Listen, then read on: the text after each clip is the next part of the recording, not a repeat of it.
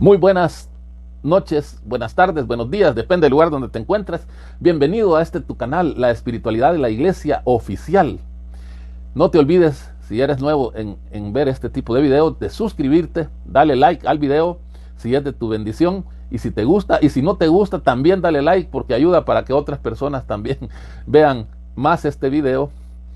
Y no te olvides de suscribirte y darle clic también a la campanita para que se te avisen con notificaciones cada vez que subamos un nuevo video o tengamos alguna actividad.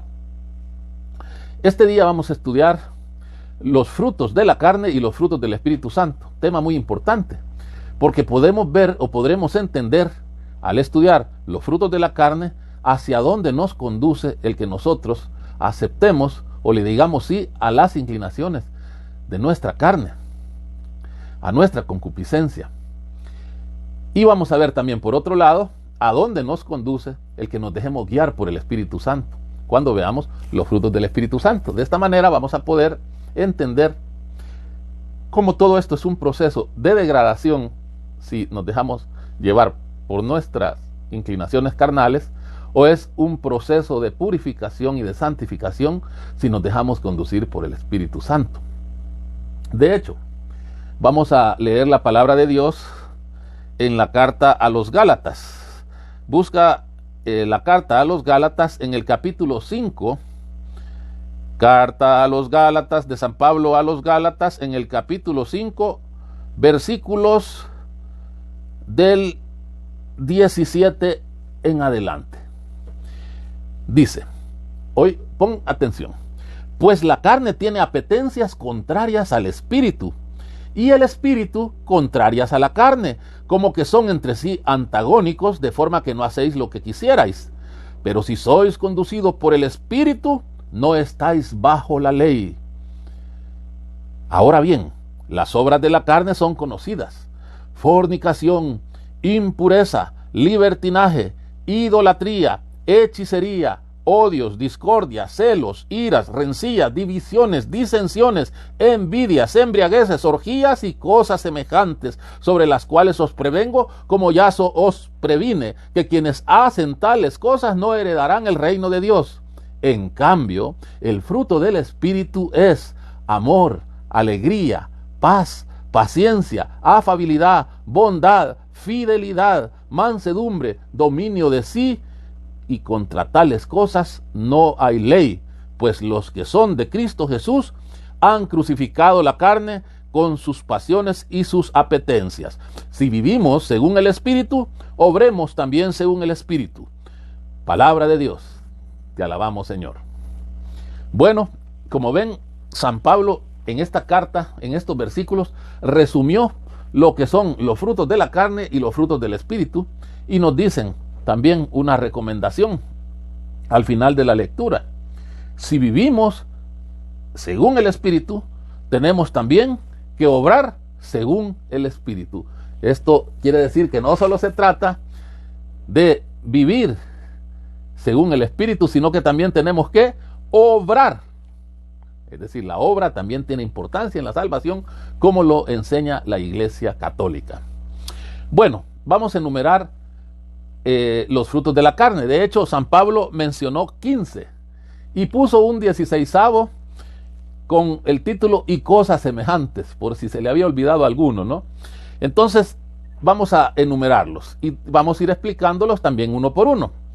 Fornicación, impureza, libertinaje, idolatría, hechicería, odios, discordia, celos, iras, rencillas, divisiones, disensiones, envidias, embriagueces, orgías y cosas semejantes. De cuáles estas cosas ya los previne y os prevengo, le dice San Pablo, que quienes hacen estas cosas no heredarán el reino de Dios. Bueno, vamos a ir explicando una por una. En primer lugar, fornicación. Para el que no lo sepa, aunque creo que la mayoría lo conoce, dentro de la fe cristiana, el acto sexual o coito solo es permitido, o más bien solo es lícito, si se hace o se da dentro de una pareja que está bendecida por el sacramento del matrimonio. Fuera de esta excepción, cualquier tipo de relación sexual está prohibida. Fíjate bien, las relaciones sexuales de personas que no están casadas estas personas están en fornicación.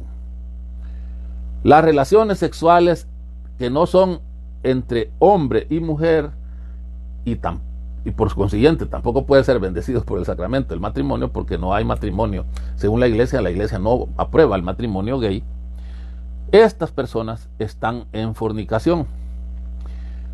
Las mujeres lesbianas que tienen relaciones sexuales, que tampoco ese tipo de matrimonio es dispensado ni permitido por la iglesia, y tengan relaciones sexuales, están en fornicación.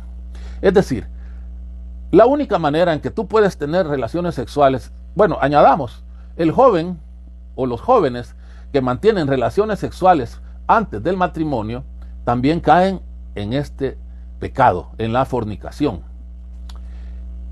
Y para resumirlo, el acto sexual solo está permitido, como lo dije hace un momento, en parejas que están bendecidas con el sacramento del matrimonio. Ningún otro más. Ahora, y esto quiero ser también claro, la iglesia no rechaza a las personas que sin estar casadas están teniendo vida juntos. Es decir, la iglesia señala el pecado, invita a todas estas personas a cambiar esa actitud, a ponerse en paz con Dios y a arreglar su situación. Pero la iglesia no los rechaza, no los expulsa. ¿Por qué? Porque la iglesia no es juez. La iglesia señala el pecado, pero ama al pecador. Y igual que siguiendo el ejemplo de Cristo, siempre va a estar llamando a la conversión, pero por supuesto estas personas, por estar en pecado, no pueden acceder a la vida sacramental, específicamente a recibir la Sagrada Eucaristía. Esto tiene que quedar muy claro y me gusta a mí tocarlo. ¿Por qué? Porque a veces las personas homosexuales se sienten como que la iglesia los está echando, como que la iglesia les está cerrando las puertas. Y siempre les he explicado yo y les he dicho, mira, no hay mucha diferencia entre una pareja heterosexual que viven juntos sin estar casados con una pareja homosexual que vivan juntos y tengan relaciones sexuales. Las dos parejas están cayendo en el mismo pecado, fornicación.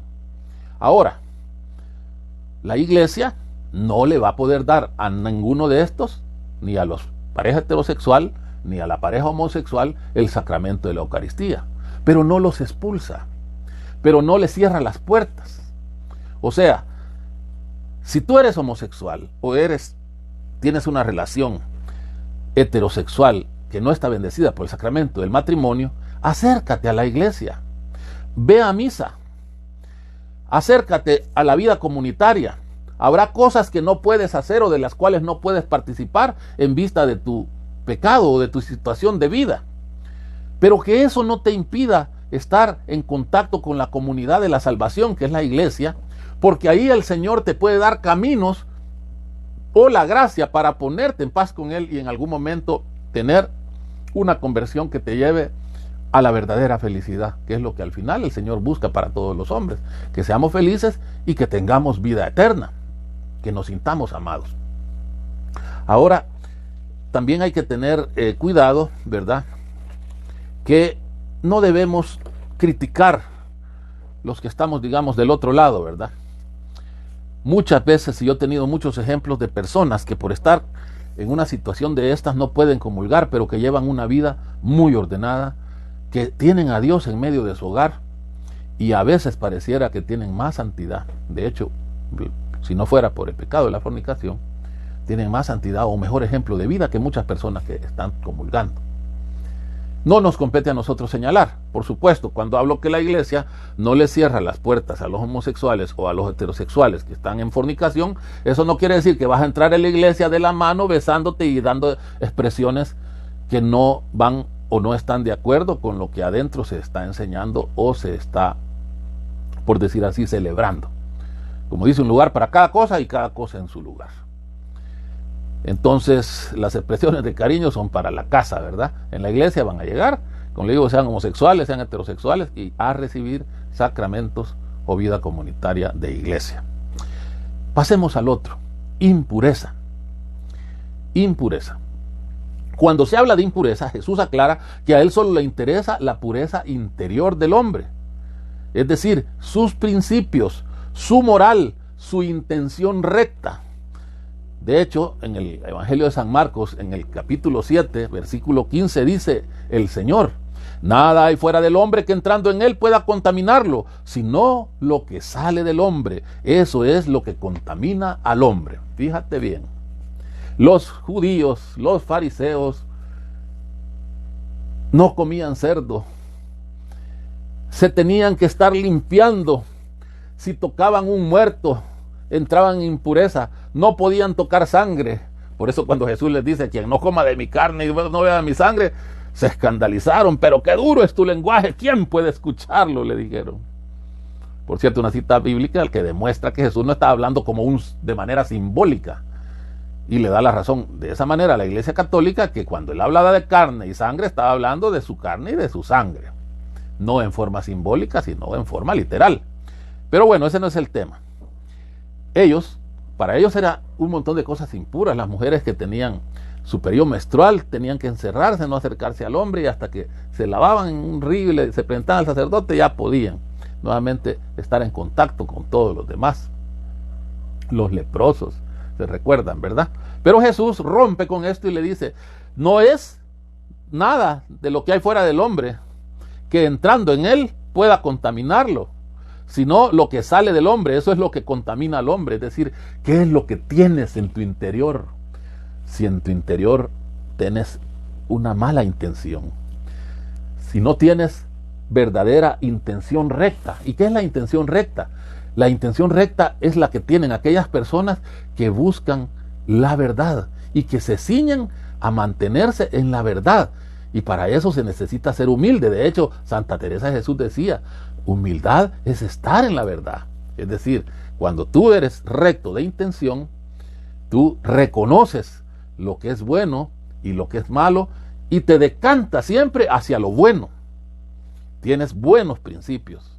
Y cuando haces un examen de conciencia, como tienes rectitud de interior, lo haces correctamente, sin querer justificarte, como lo hacía el fariseo: gracias a Dios yo no soy como aquel, gracias a Dios yo soy bueno, sino que con recta intención miras tu maldad y reconoces lo bueno y lo malo que has hecho. Y lo mismo haces con los demás, tratas de ser recto y honesto con los demás. Entonces, cuando tú eres impuro, eres una persona que no tienes una recta intención, que no tienes buenos principios, que tu interior no es puro. Tu moral es una moral distorsionada que va buscando ventaja de manera egoísta y no vas buscando justicia ni honestidad. Pasemos al tercero: libertinaje. ¿Qué es libertinaje? Bueno, para entender lo que es el libertinaje, tendríamos que entender antes qué es la libertad. O sea, nosotros, en realidad, no somos libres.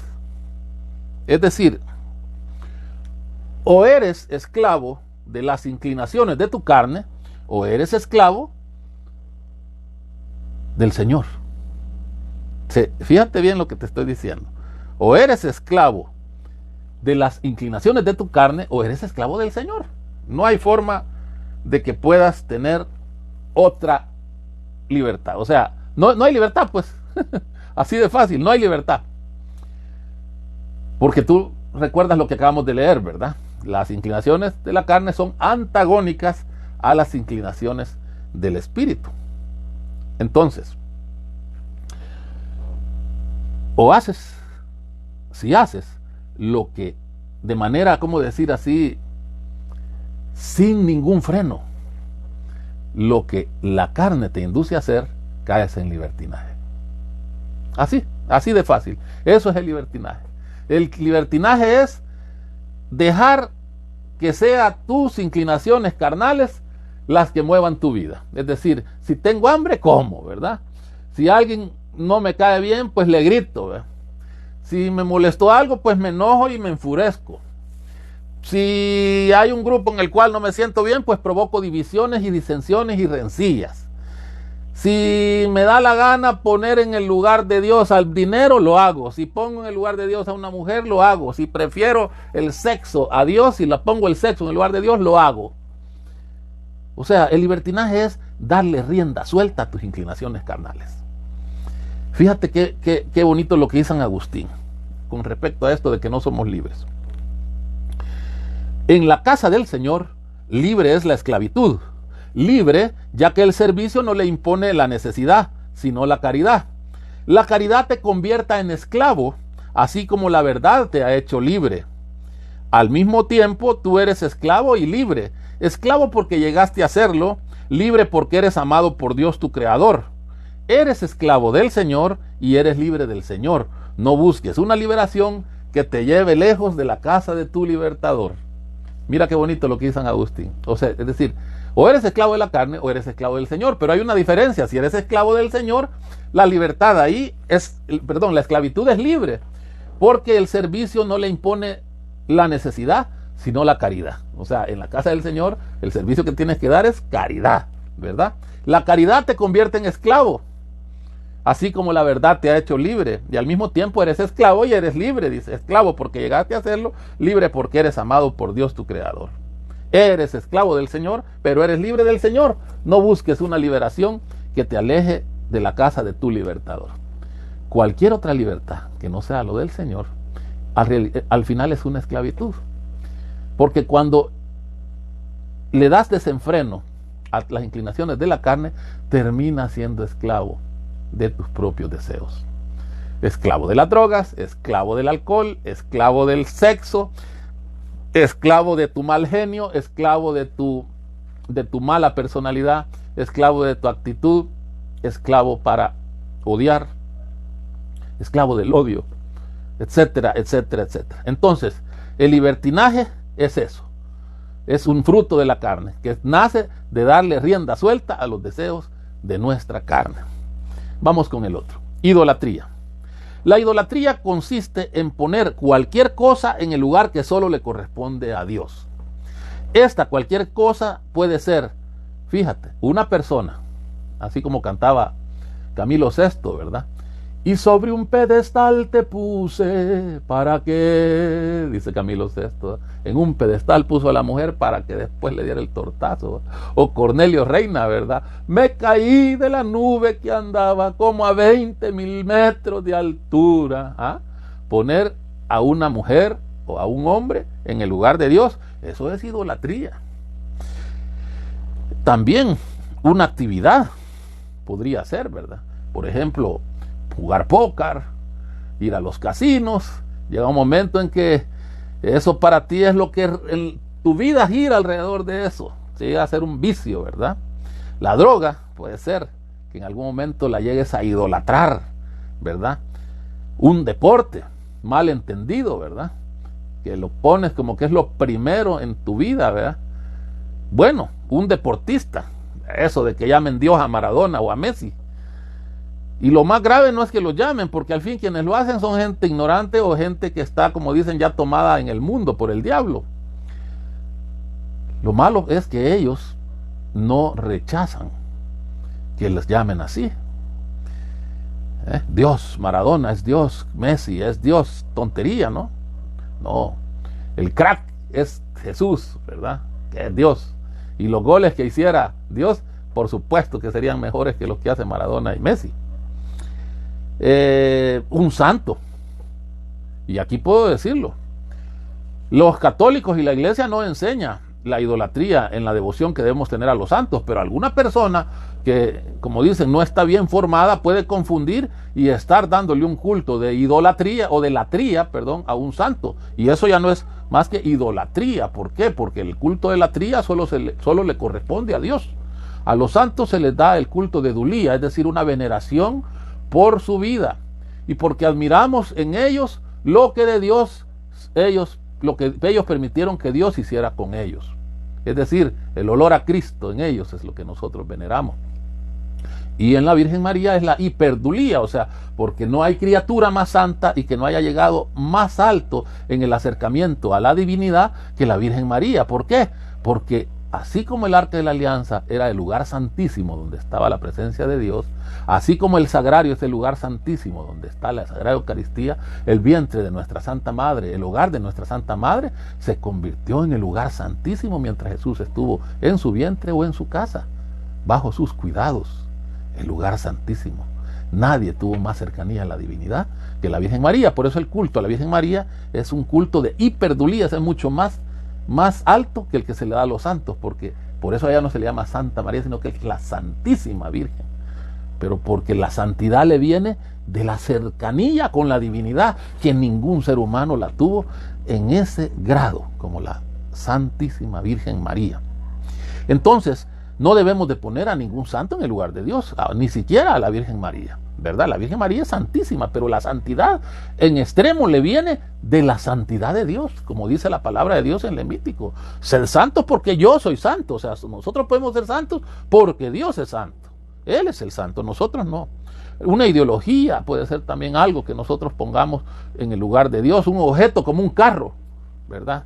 Podemos llegarlo a poner en el lugar de Dios y que nuestra vida gire alrededor de mantener o comprar un vehículo y después cuidarlo como que fuera lo más grande, ¿verdad? Como que si fuera Dios, o sea, lo tengamos así. Así que nada de idolatría, tenemos que tener cuidado con esto, hermanos. Sigamos al otro punto, hechicería. ¿Qué es la hechicería? Son un conjunto de prácticas mágicas mediante las cuales se pretende dominar sucesos y acontecimientos, someter la voluntad ajena o influir en el destino. Esto es algo que está prohibido severamente por Dios. Si tú lees Deuteronomio capítulo 18, versículo 9 al 14, te darás cuenta, leámoslo. Deuteronomio capítulo 9, Deuteronomio capítulo 18, versículo del 9 al 14. Cuando hayas entrado en la tierra que Yahvé tu Dios te da, no aprenderás a cometer abominaciones como las de esas naciones. No ha de haber en ti nadie que haga pasar a su hijo o a su hija por el fuego, que practique adivinación, astrología, hechicería o magia. Ningún encantador, ni consultor de espectros o adivinos, ni evocador de muertos, porque todo el que hace estas cosas es una abominación para Yahvé, tu Dios. Y por causa de estas abominaciones desaloja Yahvé, tu Dios, a estas naciones delante de ti. Has de ser íntegro con Yahvé tu Dios, porque esas naciones que vas a desalojar escuchan astrólogos y adivinos, pero a ti Yahvé tu Dios no te permite semejante cosa. Palabra de Dios. Fíjate bien lo que dice aquí. No ha de haber en ti nadie que haga pasar a su hijo o a su hija por el fuego. Tampoco que practique adivinación. Esas personas que andan buscando que le lean las cartas, el tarot, que le lean, o la quiromancía, que le lean la mano, ¿verdad? Eso no lo permite Dios. La astrología. ¿Quién usa la astrología? El horóscopo, mijo. El horóscopo es prohibido para los cristianos. Nosotros no tenemos que creer en esas cosas y mucho menos andar preguntando ni leyendo. Y si alguien nos dice, mire, fíjese que yo en esas cosas no creo, muchas gracias, pero yo creo más en la providencia de Dios que en las estrellas. Hechicería. esos que visitan brujos para que hagan trabajos o magia, ¿verdad? Ningún encantador ni consultor de espectros o adivinos. Oigan, cuando esos juegos como la Ouija, ¿verdad? Evocador de muertos, dice.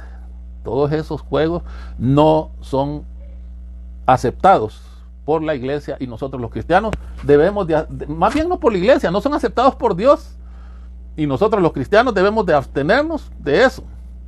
Esos usos de amuletos también, esos niños que les ponen ojo de venado en la muñeca, le ponen la confianza en esa semilla, ¿no? Esa semilla que la ponen con un listón rojo en la muñeca, no sé si la han visto, ponen un listoncito rojo y aquí una chibola, parece que es una semilla de algo, le dicen ojo de venado. Eso es poner la confianza en un objeto, ¿verdad? Eso dice, pero a ti, Yahvé, tu Dios, no te permite semejantes cosas, dice.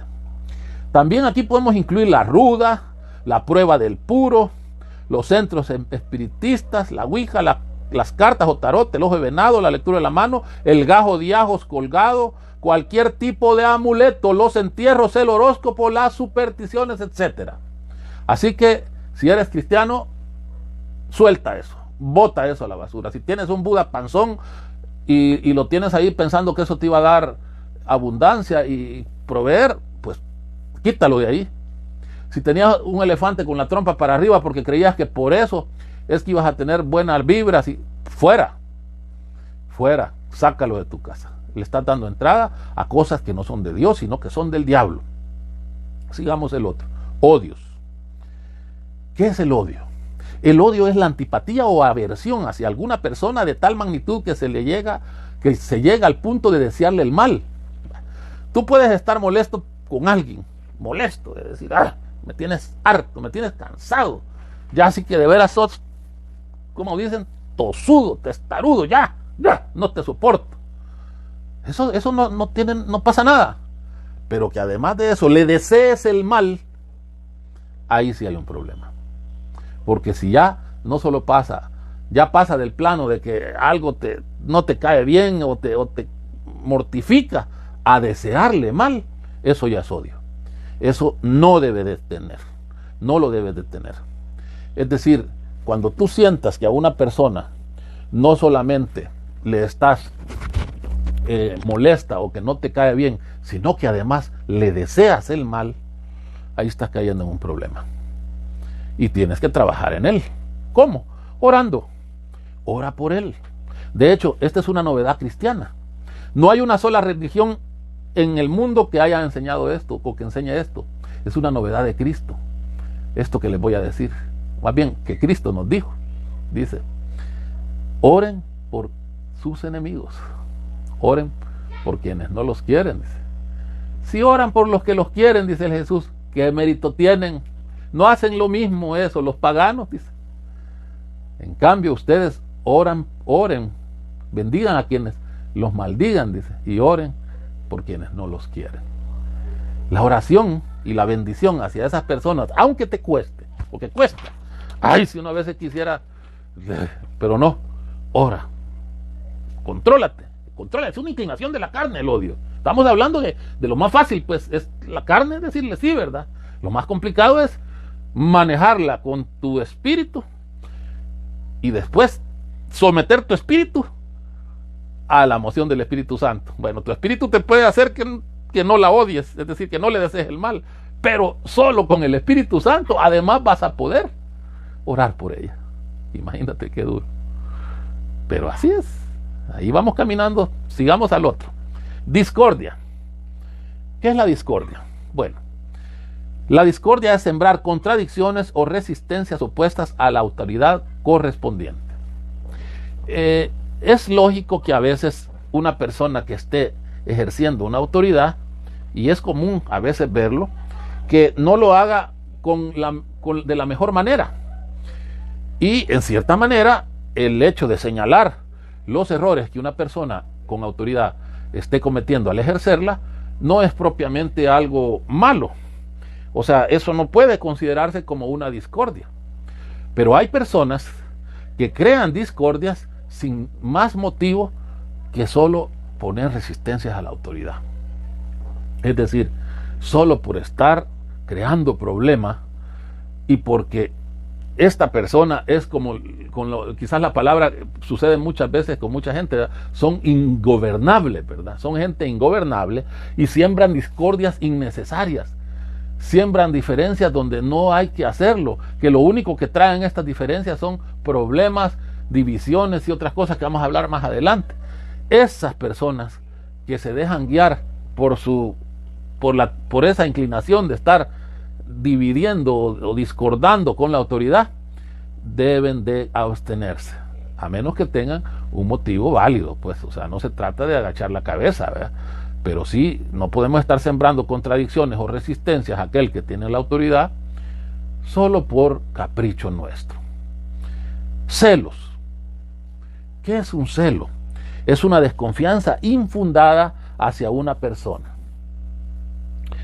Fíjate que estamos hablando de celo infundado.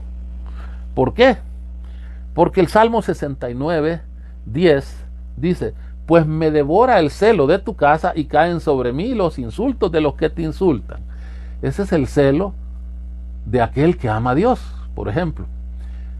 Si tú amas a Dios, no te va a gustar estar en un ambiente donde estén ofendiéndolo.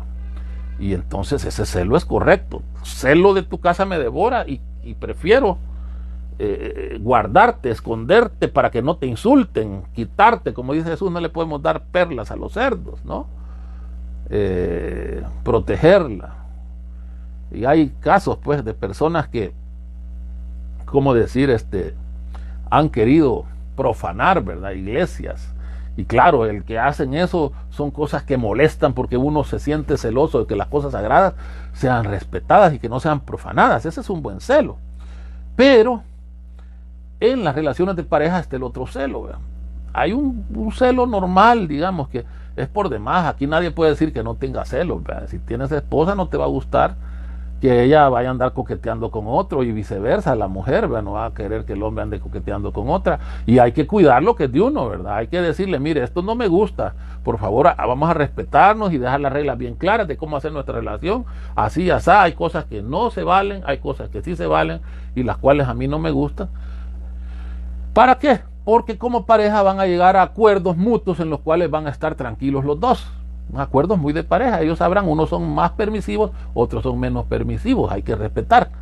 Sin embargo, hay que también tener cuidado de no caer en, como dicen, que una persona sea demasiado confiada. Porque, ay no, si yo cómo voy a celar, y dejas como abandonado a tu pareja y no pones una restricción. Como te puedo decir, que no todo el celo es malo. De hecho, fíjate, hay algunas parejas se desentienden de las parejas y se despreocupan en los ambientes donde estas personas se mueven o lo rodean. Si hay una persona que está rodeada en un ambiente de tentaciones, lógicamente es más proclive o más propensa a caer en la tentación. Entonces, todo ese tipo de cosas, que haya como un acuerdo, ¿no? Entonces, de hecho, el Padre Nuestro no dice: quítanos la tentación, sino que el Padre Nuestro dice: no nos dejes caer en tentación. Es decir, que las tentaciones y peligros de ofenderlo siempre las tendremos.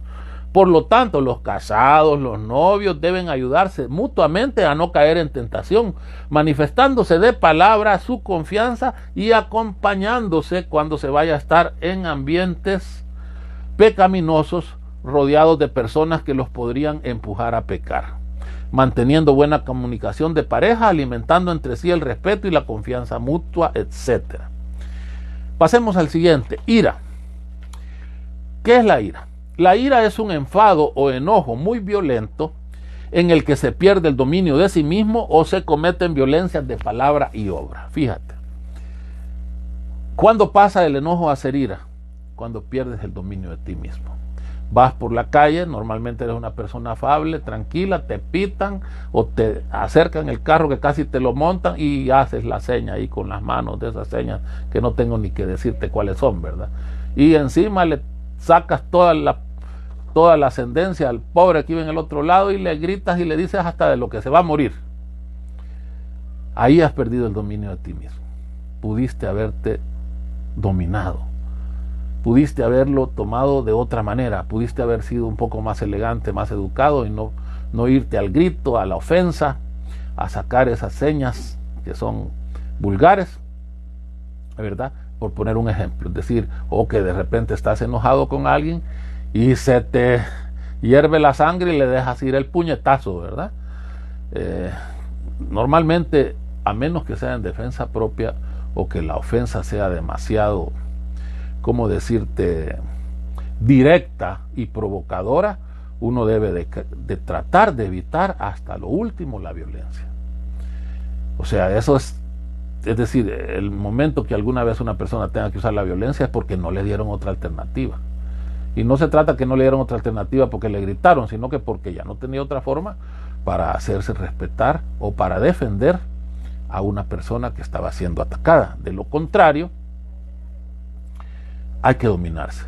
Aún dentro de estos actos violentos, tienes que dominarte, o sea, circunscribirte solo al acto violento exclusivamente necesario para parar la violencia que quería ser descargada sobre ti, pero no para, si no era necesario, de hacer un acto peor del que querían hacer contigo, ¿no?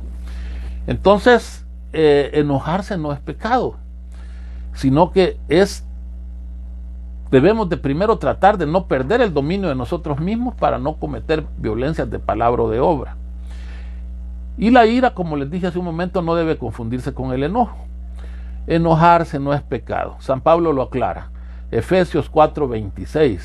Si os airáis, no pequéis. No se ponga el sol mientras estéis airados. Es decir, si te enojas, no peques. Es decir, no pierdas el dominio de ti mismo y no cometas ofensas de palabra, de obra, ni violencias innecesarias.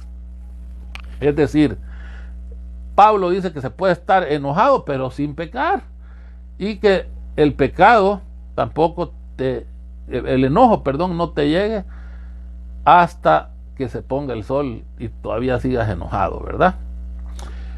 Rencillas, pasemos al otro. Rencillas es lo mismo que rencor. O sea, un resentimiento arraigado y tenaz que generalmente proviene de la soberbia y de la falta de sinceridad. Las personas rencorosas son aquellas personas que si tú les hiciste algo que no le gustó, ya como decimos vulgarmente, ya te las echaste encima, ¿va? Te va a poner en mal con toda la gente, va a estar hablando mal de ti, va a estar haciendo ¿cómo decirte?, resistencia para que todo te salga mal. En donde pueda colaborar para que tú no te vaya bien, lo va a hacer. ¿Eres tú de esas personas? O dicho, soy yo de esas personas, para decirlo mejor. Si eres de esas personas o si somos de esas personas, fuera, ¿verdad? O sea, uno debe ser manso y humilde de corazón. Es decir, alguien te hizo algo, bueno, tranquilo, a cualquiera nos pasa, no te preocupes, solo ten cuidado para la próxima vez. Y ya, se te olvide, pues no te quedes con esa cosa, ¿verdad? Divisiones. Es el acto de desunir los ánimos y las voluntades de un grupo. Habíamos visto la discordia antes, no la confundamos con las divisiones. La discordia es estar poniendo resistencia a la autoridad, es decir, alguien te dice que hagas algo, ay, ya está, solo estar haciendo, eso es un pecado de la carne, es un fruto de la carne, ¿verdad? Pero la división es un poco diferente, no es tanto una resistencia a la autoridad, sino que es aquel que está desuniendo, ¿verdad? Que cuando el grupo quisiera estar en paz, ese está haciendo todo para que entre todos estén hablando de todos, levantando chismes, hablando mal de los demás, no haciendo amistad con nadie, siendo, ¿qué le puedo decir?, poco colaborador, estar pendiente de todos para hablar mal de ellos. ¿Eres tú de esos? Pues estás haciéndole caso a las inclinaciones de tu carne. Es bueno que vayas haciendo una introspección de cuántas de todas estas cosas tú las tienes. Yo mismo lo voy haciendo, porque aún el que habla le sirve mucho cuando predica, ¿no? Y lo haciendo, y vas a ir anotando en un papelito y vas diciendo, esta cosa la tengo que quitar. Este es un fruto de la carne y tengo que deshacerme de él. Disensiones. Viene de disentir, es decir, tener un sentimiento diverso, distinto. Significa no ajustarse al sentir de grupo o la autoridad, provocando contiendas. Fíjate, No desunir es una cosa, es decir, la división, ¿verdad? Desunir ánimos, estar ahí para que no haya unidad, que no haya unión, que no haya comunión en un grupo. Disensión es aquel que está para todo, para toda solución tiene un problema. Ya sean, yo creo que todos hemos tenido a alguien así alguna vez, una experiencia, ¿verdad? Que miren, hagamos esto, que está bien, ay, ya vamos, hombre, no, hombre, que ay, en lugar de colaborar, lo que hacen es crear desánimo, hacer que los demás tengan un sentimiento distinto, crear polémica, provoca contiendas, ¿sí? Y oye bien, el pecado no está en tener un criterio diferente. O sea, ¿por qué? Porque tú puedes tener un criterio diferente y eso es solo disentir. Mira, no estoy de acuerdo con lo tuyo, pero una cosa es disentir y otra cosa es causar disensiones. Entonces, estarlas causando y que con esto se provoquen contiendas injustas e innecesarias. Ahí está la clave. Eso es lo que no debemos de hacer. Entonces, sigamos con el otro. Envidia. Cuando te entristece o te pesa el bien ajeno, tienes un problema. Tienes envidia. Y oye bien, hoy con esto, tanto que hay con esto de las clases sociales, ¿verdad?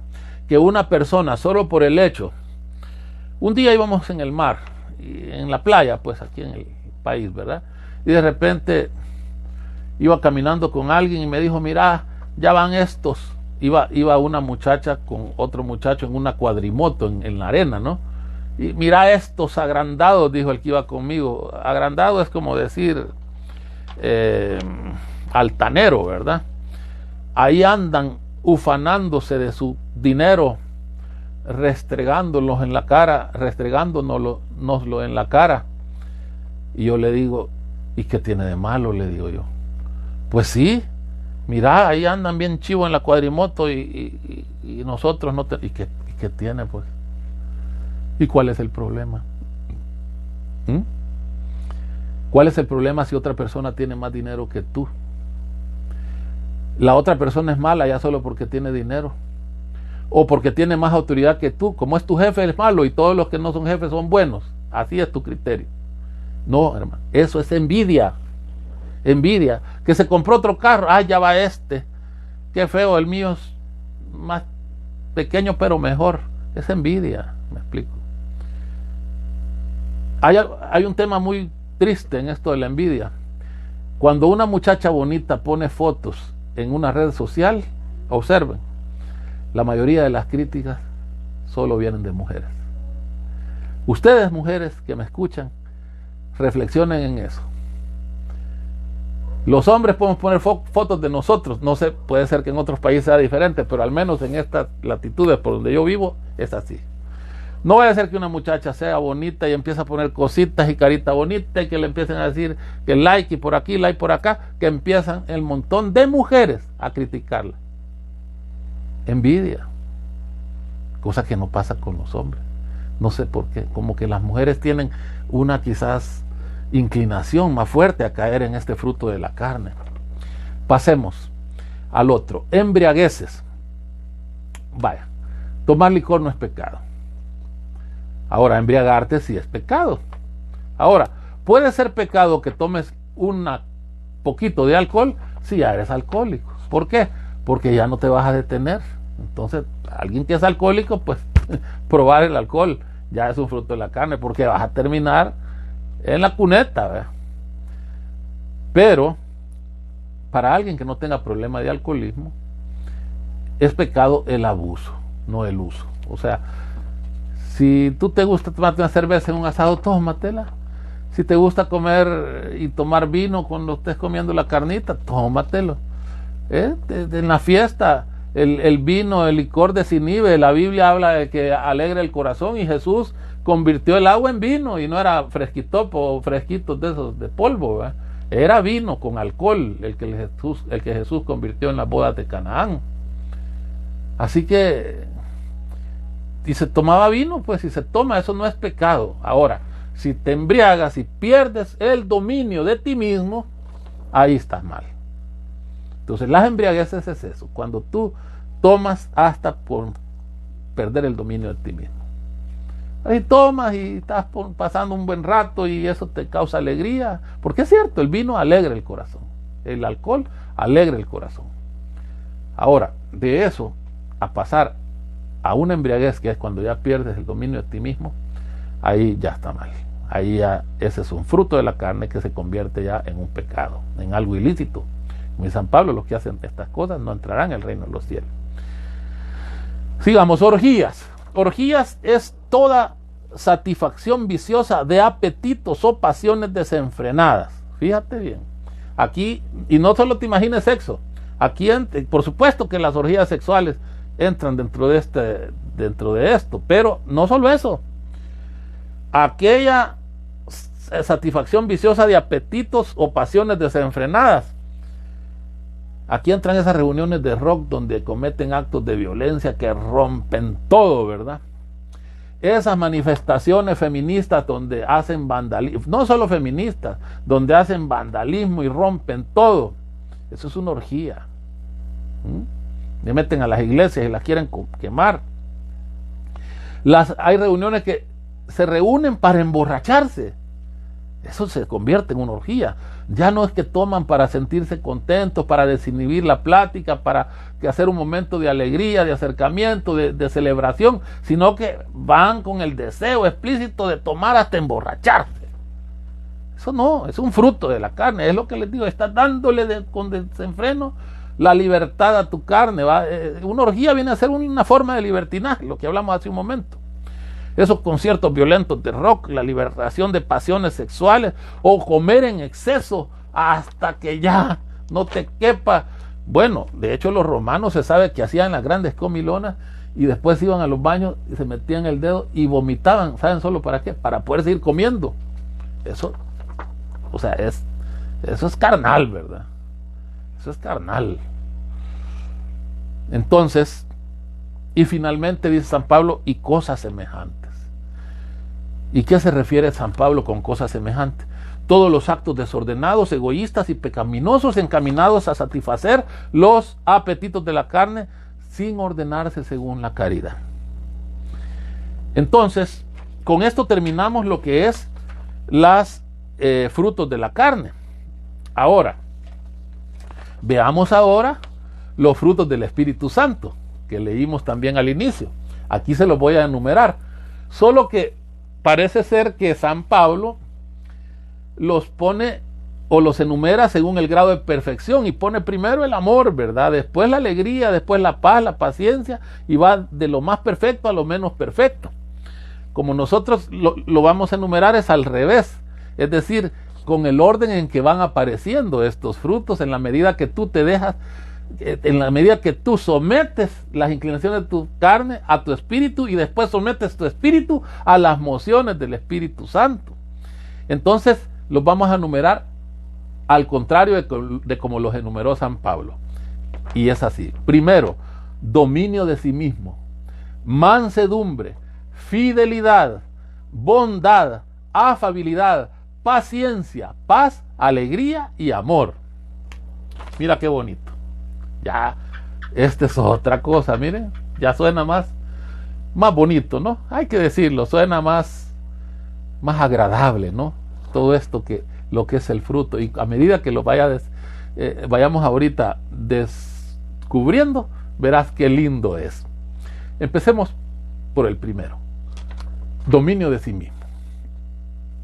Por este fruto el Espíritu Santo nos da la fuerza para que nuestro espíritu, es decir, nuestro entendimiento, nuestra memoria, nuestra voluntad y nuestro carácter dominen nuestra carne.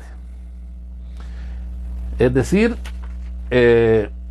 nuestro cuerpo y nuestro sentido. Es que tiene que ser el primero. Mientras no eras capaz de someter las inclinaciones de tu carne a las inclinaciones del espíritu, no tienes dominio de sí mismo. O sea, cuando una persona puede decir, yo quiero esto, mi carne me pide esto, pero no es eso lo que voy a hacer, sino lo que Dios me dice, es porque ya el Espíritu Santo está haciendo en él, o hay una gracia de Dios en él que lo impulsa y le da la fuerza para actuar de esa manera. Deja de ser un animalito, ¿no? ¿Verdad? Bueno, antes de empezar a enumerar, a explicarlos todos, voy a recordar esto. El hombre es más animal en la medida en que se deja, por decir así, en que se deja mover por las inclinaciones de su carne. Hoy somos iguales a los animales. El animal tiene hambre, come, se enoja, muerde. El animal ve una chucha en brama, un perro ve una perra en brama y la quiere montar. ¿Me explico? O sea, ese no entiende, ese va por los instintos. El hombre que tiene ganas de embriagarse, se embriaga. El hombre que quiere meter a una mujer, se mete. El hombre que no es capaz de ser fiel por andar buscando mujeres. El hombre que come hasta saciarse y más, y corgula, y todo eso. Ese es un animalito, pues, el que se deja guiar por los instintos. Entonces, el hombre es más animal en la medida que se deja mover por sus instintos y sus inclinaciones de la carne. Es más espiritual en la medida que es capaz de someter las inclinaciones de su carne. Es más humano el hombre en la medida que es capaz de someter las inclinaciones de su carne a su espíritu humano, es decir, que su entendimiento, su carácter, su memoria y su voluntad son capaces de dominar la carne. Y aquí podemos ver que aquí puede ser un ateo, ¿verdad? Pero que tenga dominio de sí mismo porque su espíritu es fuerte, espíritu humano, hablo así. Aquí puede ser una persona que tenga una madurez, tiene que ver mucho la madurez, la formación del carácter, la experiencia que ha tenido, ¿no? Y el hombre, sin ser cristiano, puede dominar los deseos de la carne, es lo que es la vida. Por eso vemos personas ateas que se comportan correctamente, o personas que no son cristianas también, que son agnósticas, porque no necesitan de eso para comportarse correctamente, porque han logrado con su espíritu dominar las inclinaciones de su carne. Ahora, el hombre también es más espiritual en la medida en que logra someter, o que somete, más bien en la medida que somete su espíritu a las mociones del Espíritu Santo. Lo voy a repetir así más cortito. El hombre es más animal en la medida en que las inclinaciones de su carne lo someten a él. Es más humano en la medida en que es capaz de someter las inclinaciones de su carne a su propio espíritu. Y es más espiritual en la medida que es capaz, o más bien que se deja y somete su espíritu humano a las mociones del Espíritu Santo. Así que continuemos. Entonces, el dominio de sí mismo, pues, es el inicio. El Espíritu Santo nos ayuda a que con nuestro espíritu podamos someter las inclinaciones de la carne. Pasemos al segundo fruto, mansedumbre. Fíjate. Ser manso es ser benigno, suave, apacible y sosegado.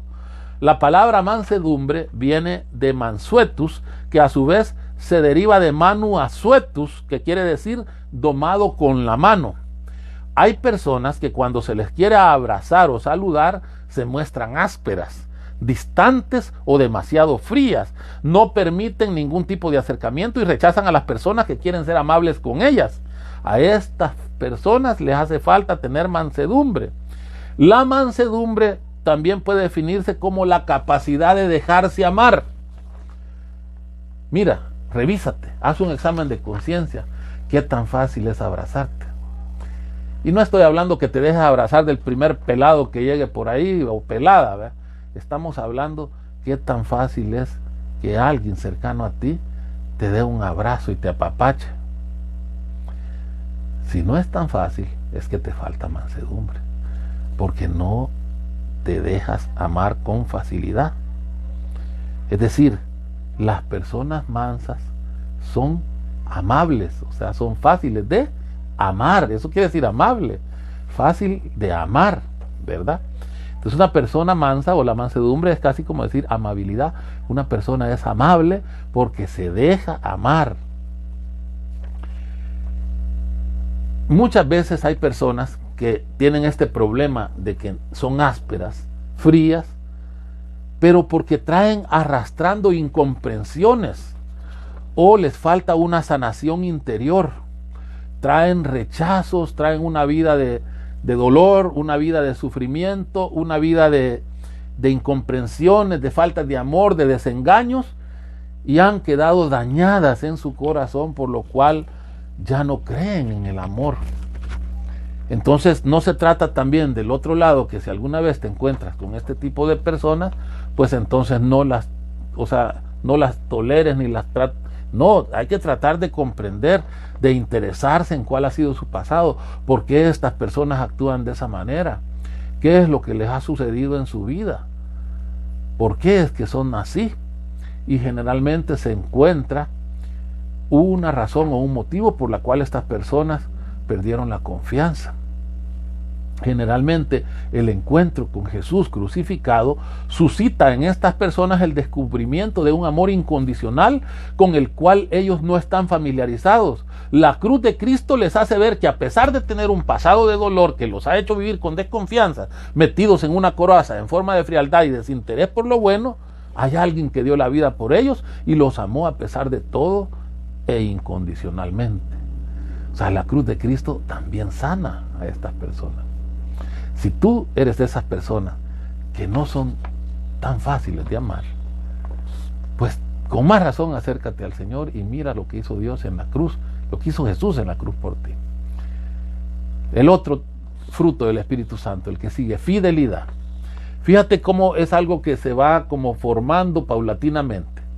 Cuando tú ya tienes dominio de ti mismo, entonces ya puedes creer que otras personas son capaces de dominarse también ellas. Y si otras personas son capaces de dominarse igual que tú, entonces tú ya puedes pensar que otra persona puede ser fiel. Y al dejarnos dar amor, es decir, tener mansedumbre y experimentar la bondad de permitir ser amados, comenzamos a entender que otros también se sentirán bien si son amados por nosotros. Es así como empezamos a confiar en otros lo suficiente como para poder también nosotros ser fieles. Pero más aún, la fuente de fidelidad de un cristiano es la fidelidad de Dios. Conociendo la fidelidad de Dios, el cristiano es fiel, no porque los demás lo sean, sino porque Dios lo es. Aquella canción tan bonita de aquel cantante evangélico Marcos Witt, ¿verdad? Tu fidelidad es grande, tu fidelidad incomparable, es nadie como tú, bendito Dios, grande es tu fidelidad. Qué bonito, ¿no?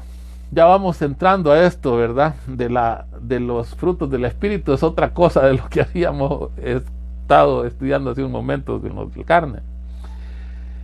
Vamos al cuarto fruto del Espíritu Santo, la bondad. Fíjate cómo es una cosa que va poco a poco apareciendo. En la medida que vas ganando dominio de sí mismo, aparece la mansedumbre, después la fidelidad, y después de que se aparece la fidelidad aparece la bondad. ¿Por qué? Obtenidos los tres frutos anteriores, podemos ser capaces, fortalecidos por el conocimiento de la bondad de Dios, podemos ser capaces de ser bondadosos con nuestros familiares, amigos y personas allegadas, especialmente con las que consideramos fieles.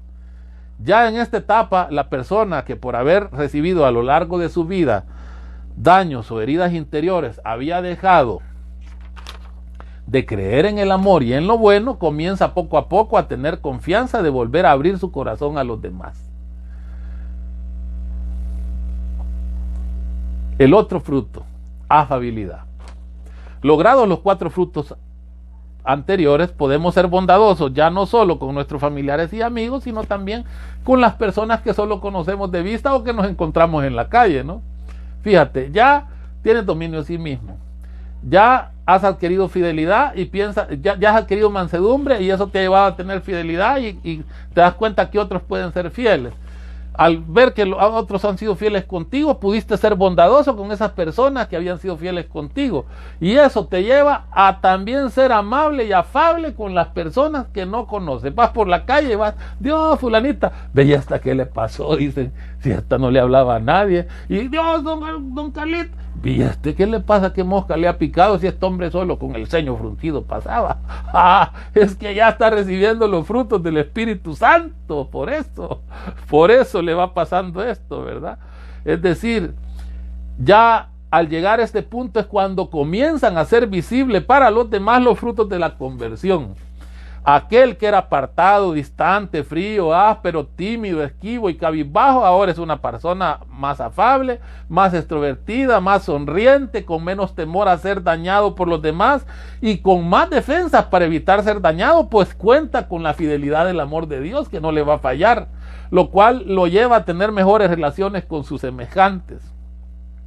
Por eso la primera carta de San Juan, capítulo 2, versículo del 9 y 10 dice: quien dice que está en la luz y aborrece a su hermano, está aún en las tinieblas.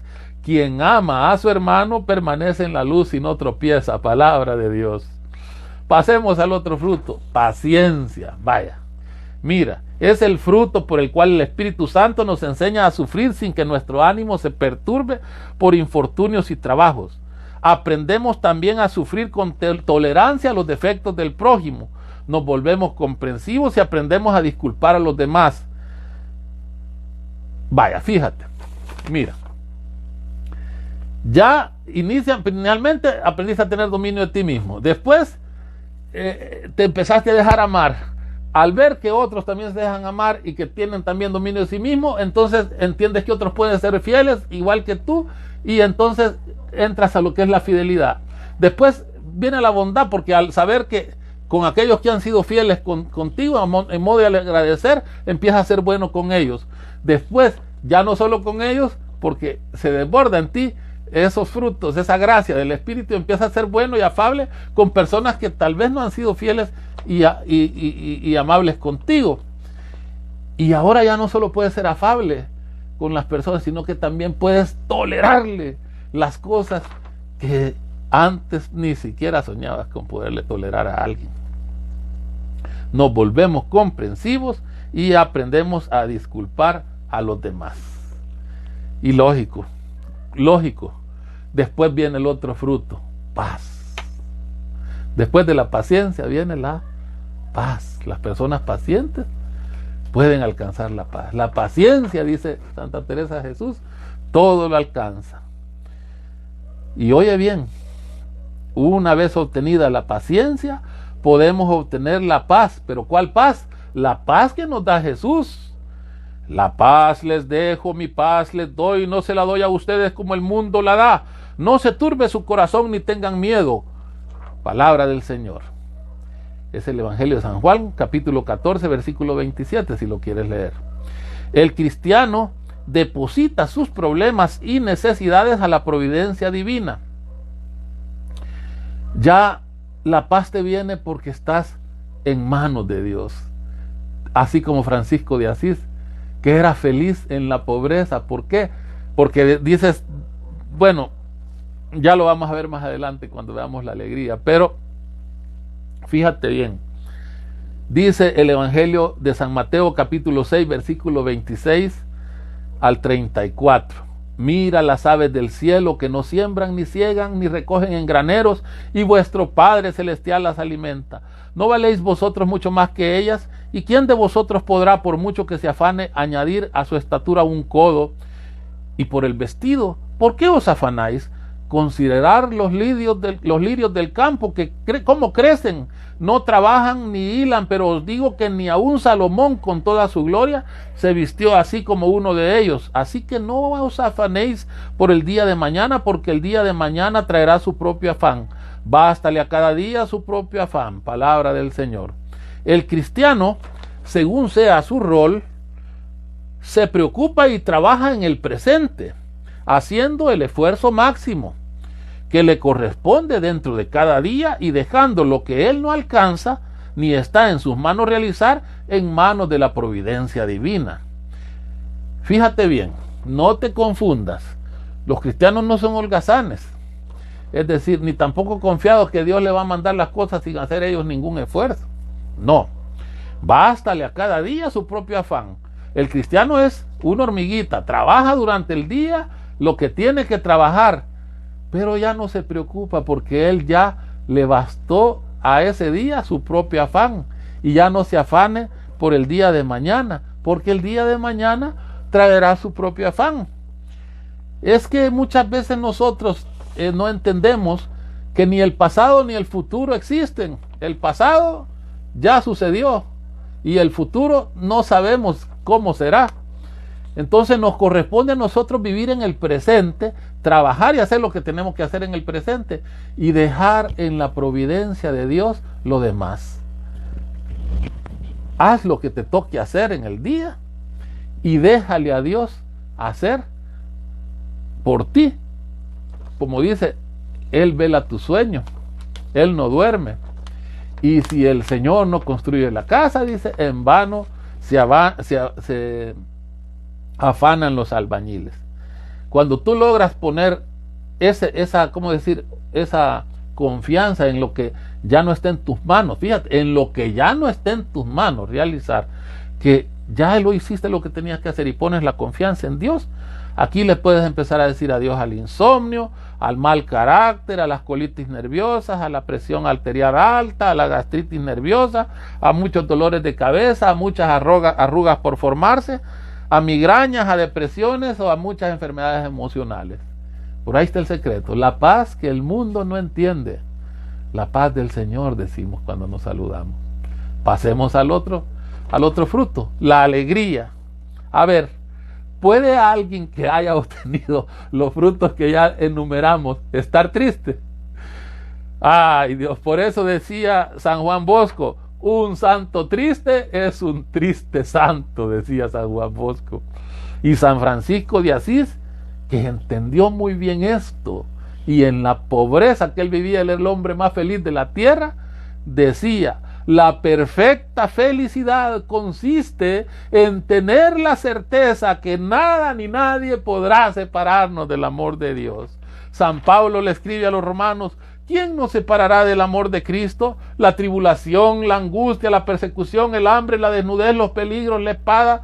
Pues estoy seguro de que ni la muerte, ni la vida, ni los ángeles, ni los principados, ni lo presente, ni lo futuro, ni las potestades, ni la altura, ni la profundidad, ni otra criatura alguna podrá separarnos del amor de Dios manifestado en Cristo Jesús nuestro Señor. Palabra de Dios.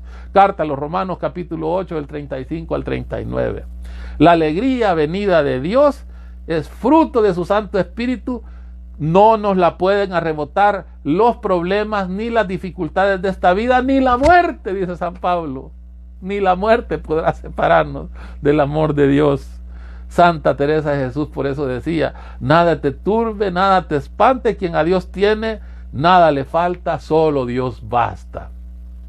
Y finalmente, el último fruto, el amor. Pero ¿qué amor? El amor ágape, el amor verdadero. Este es el amor fruto del Espíritu Santo, un amor desinteresado en el cual el hombre no es objeto ni sujeto, sino sujeto. El hombre no es objeto, sino que es sujeto. Un amor que busque el bien de los demás.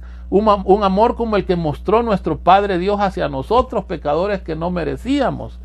Dice la carta a los Romanos capítulo 5, versículo 8. Mas la prueba de que Dios nos ama es que siendo nosotros todavía pecadores, Cristo murió por nosotros. Y Gálatas capítulo 2, versículo 20 dice, y no vivo yo, sino que es Cristo quien vive en mí. La vida que vivo al presente la vivo en la fe del Hijo de Dios que me amó y se entregó a sí mismo por mí. Palabra de Dios. Imagínate todo lo que obtienes con los frutos de la carne.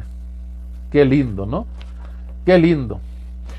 Ojalá un día podamos decir como Santa Teresa del Niño Jesús, tras el destierro en la tierra, espero gozar de ti en la patria, pero no quiero amontonar méritos para el cielo, quiero trabajar solo por vuestro amor. En el atardecer de esta vida compareceré ante ti con las manos vacías, Señor, porque no pido que cuentes mis obras, todas nuestras justicias tienen manchas a tus ojos. Por eso quiero revestirme de tu propia justicia y recibir de ti la posesión eterna de ti mismo. Así que, hermano que me escuchas, revistámonos de la justicia divina, revistámonos de la gracia de Dios. Amén.